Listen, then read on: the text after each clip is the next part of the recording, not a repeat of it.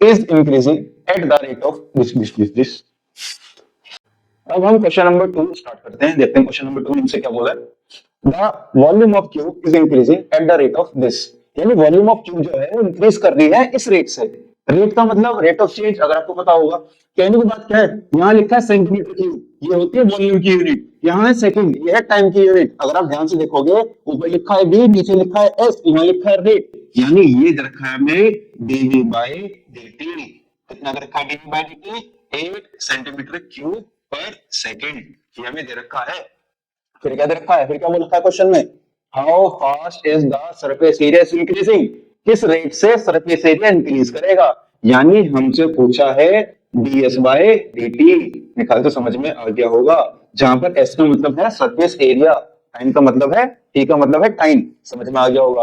और क्या बोला है, ds बाय dt कब निकालो, जब h की वैल्यू कितनी हो, 12, समझ में आ गया होगा। अब कहने की बात क्या है, वॉल्यूम का फॉर्मूला होता है, वॉल्यूम का फॉर्मूला होता है साइड का क्यूब, साइड का क्यूब। मैंने क्या बोला, मैंने साइड मान ली x, तो ये हो जाएगा x का क्यूब। अब इसे डिफरेंशिएट करो, यानी ये हो जाएगा with respect to time dv by dt इसके बराबर होगा 3x स्क्वायर, और x का होगा ds बाई dt। और हमें dv बाई dt कितना दे रखा है, 8, dv बाई dt जगह रख दो 8 equals to 3x square into dx by dt। मेरे ख्याल से समझ में आ गया होगा। अब एक काम करो, 3x स्क्वायर को नीचे पूछा दो, ये हो जाएगा 8 upon 3x square equals to dx by dt। अब एक काम करो, सरफेस एरिया की बात चल रही है जो हमें निकालना है। सरफेस एरिया ऑफ क्यूब का फॉर्मूला होता है 6 इंटू साइड का स्क्वायर।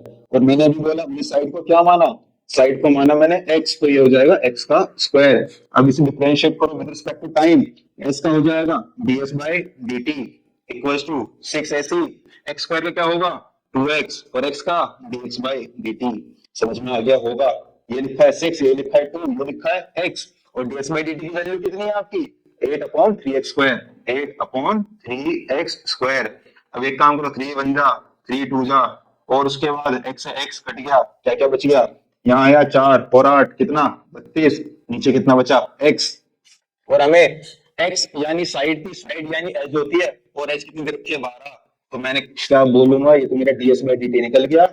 और मौका ए वारदात, यानी x की वैल्यू कितनी है आपकी यहाँ पर 12, यहाँ पुट कर दो बेटा 32 अपॉन x की जगह 12। एक नंबर से काट लो, किससे काटोगे, 4 से, 4 3 जा 4 8 जा, यानी आ गया मेरा 8 अपॉन 3।